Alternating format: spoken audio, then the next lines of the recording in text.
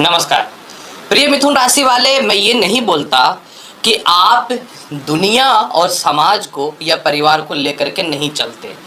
100% चलते हैं और ईश्वर ने आपके अंदर ऐसी क्षमता भी प्रदान कर रखा है कि आप बहुत कम उम्र से पर्सनल लाइफ हो, प्रोफेशनल लाइफ हो, पारिवारिक लाइफ हो या सामाजिकता की लाइफ हो, सभी को बहुत ही अच्छे से लेकर के चलते हैं।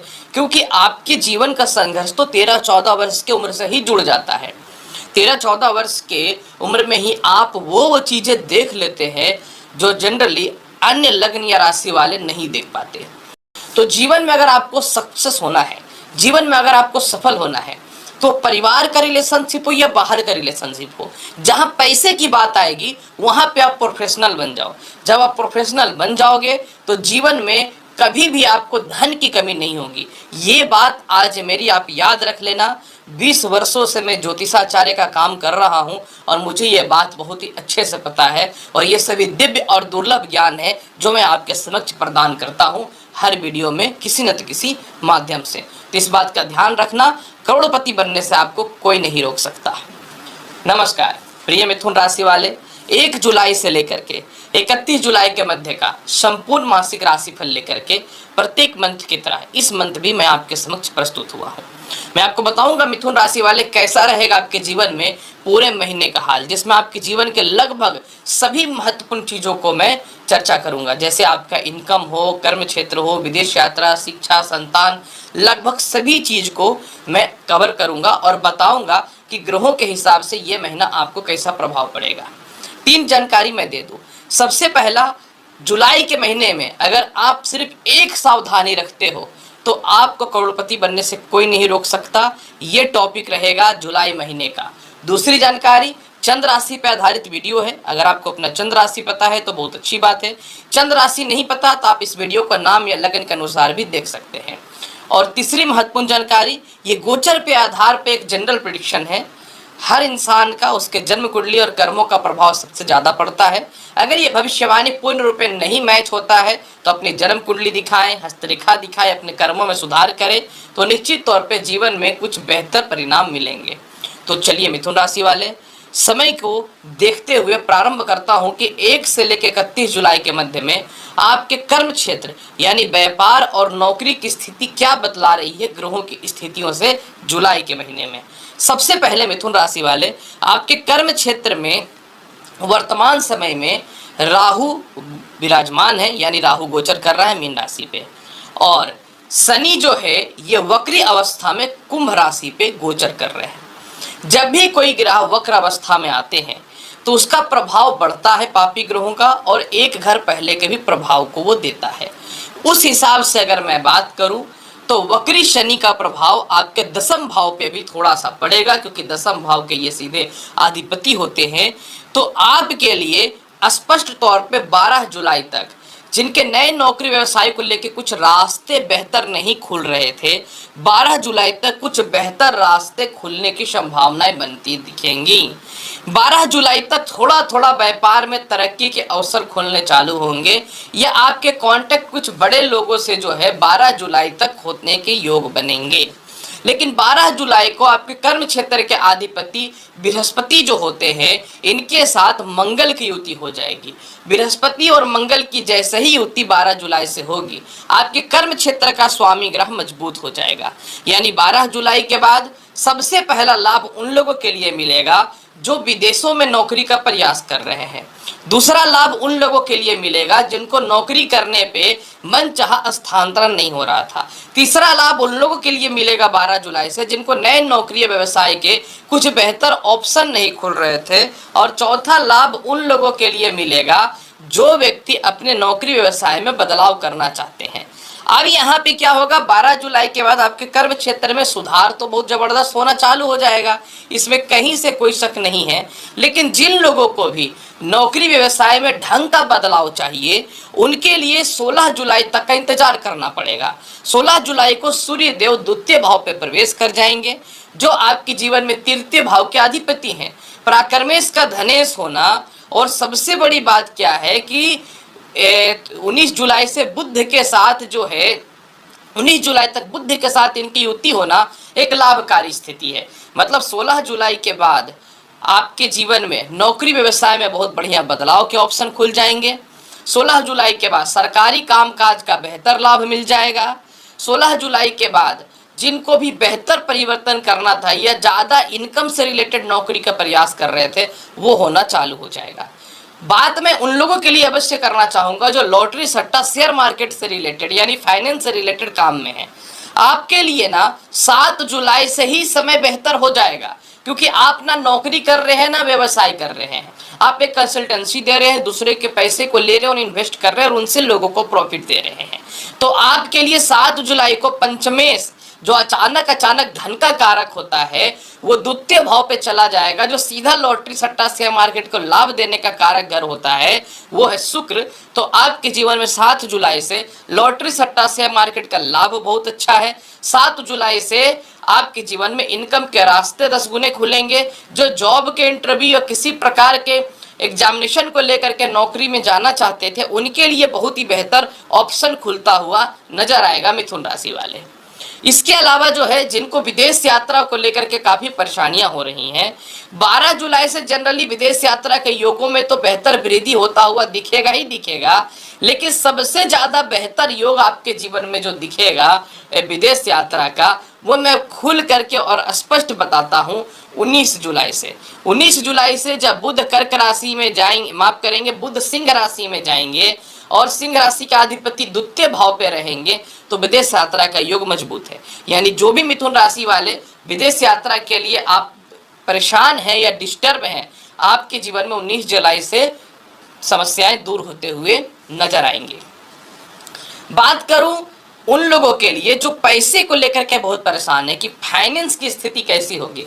याद करिए वीडियो के स्टार्टिंग में मैंने एक बात कहा था कि बस एक सावधानी आपको करोड़पति बना सकता है, और वो सावधानी क्या है? वो सावधानी ये है मिथुन राशि वाले कि मंगल जो आपकी कुंडली में आय का मालिक होता है, जो षष्टम भाव यानी कर्ज और लोन से रिलेटेड घर का मालिक होता है, ये 12 जुलाई से द्वादश भाव पे चला जाएगा।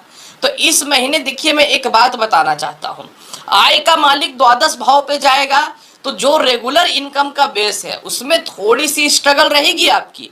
लेकिन आखिर क्या सावधानी है? सावधानी यह है कि आपको जुलाई के महीने में पैसे को एक्सपेंस करने से पहले 100 नहीं 200 नहीं 500 बार सोच लेना है। यानी इस महीने आप एक्स्ट्रा खर्च को बंद करिए।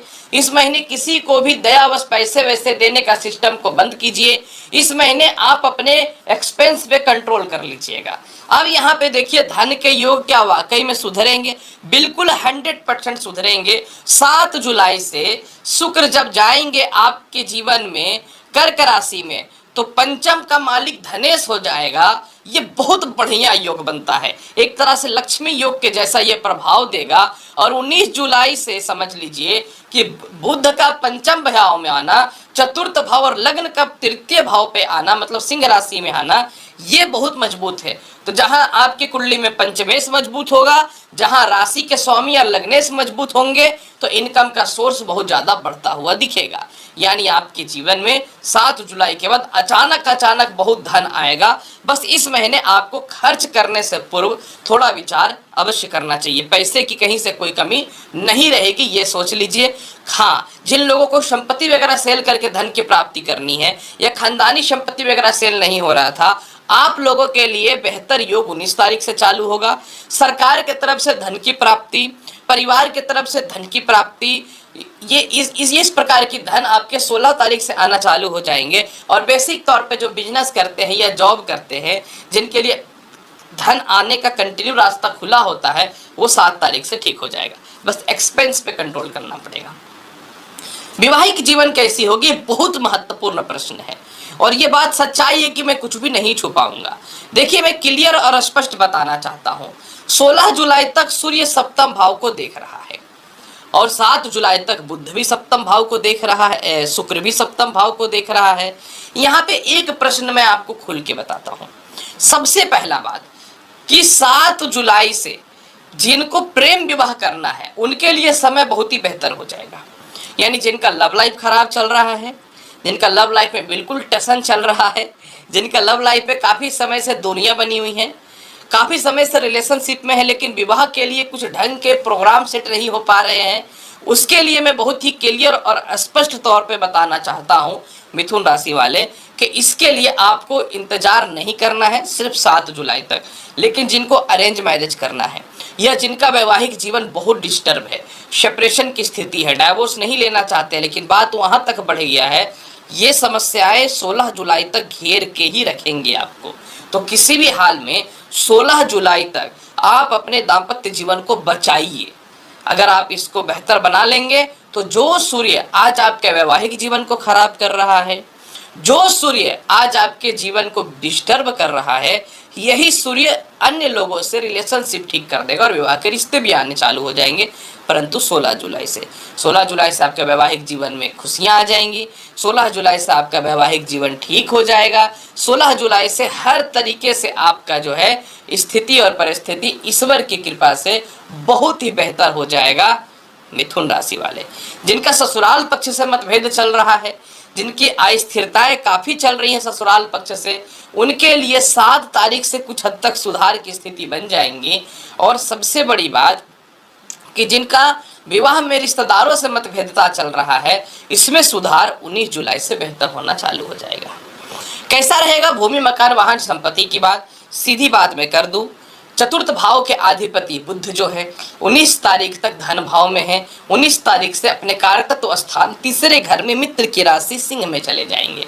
यानी 19 तारीख तक संपत्ति आप देखेंगे, कुछ संपत्ति आपको पसंद आएगा, हो सकता है घर को दोबारा डेकोरेट करने से रिलेटेड आप कुछ डिसीजन या निर्णय लें, हो सकता है कि 19 तारीख तक जो है आप कहीं प्रॉपर्टी वगैरह में कुछ एडवांस कर दे।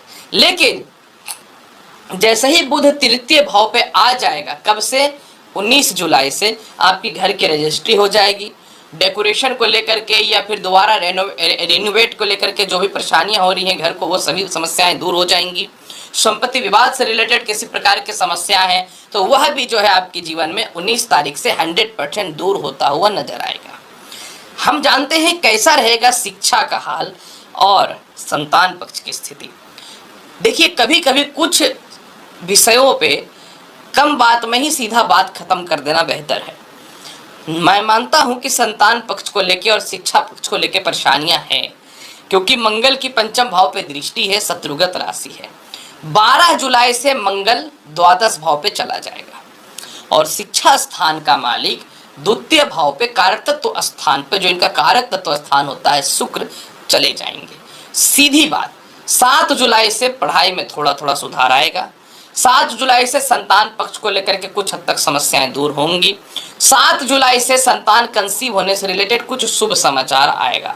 लेकिन जैसे ही मंगल 12 जुलाई को द्वादश भाव में जाएंगे, इतिहास पलट जाएगा। यानी 12 तारीख के बाद एग्जामिनेशन के रिजल्ट आपके फेवर में आएंगे, 12 तारीख के बाद कोई भी जॉब है या इंटरव्यू या रिजल्ट है आपके फेवर में आता हुआ दिखेगा। 12 जुलाई के बाद अच्छे कॉलेजेस में या फॉरेन के कॉलेजेस में एडमिशन कराना चाहते हैं वह होता हुआ दिखेगा। 12 जुलाई से संतान का विवाह हो, संतान का करियर हो, संतान कंसीव करने से रिलेटेड शुभ समाचार हो, वो प्रथम हो या द्वितीय हो, दोनों समस्याएं दूर होते हुए नजर आएंगी। इसलिए 7 तारीख तक थोड़ा धैर्य रख लीजिए। 7 तारीख के बाद शिक्षा संतान की स्थितियों में ईश्वर की बहुत अच्छी कृपा आपके समक्ष बरसने वाली है। कैसा रहेगा आपके जीवन में स्वास्थ्य और केस मुकदमा का हाल, चलिए जान लेते हैं। सीधी बात मैं बता देता हूं, आपके जीवन में 12 जुलाई तक सरदर्द की थोड़ी सी समस्या, पेट की समस्या, पैरों का खिंचाव रहेगा। 12 तारीख के बाद इसमें सुधार होता हुआ नजर आ जाएगा।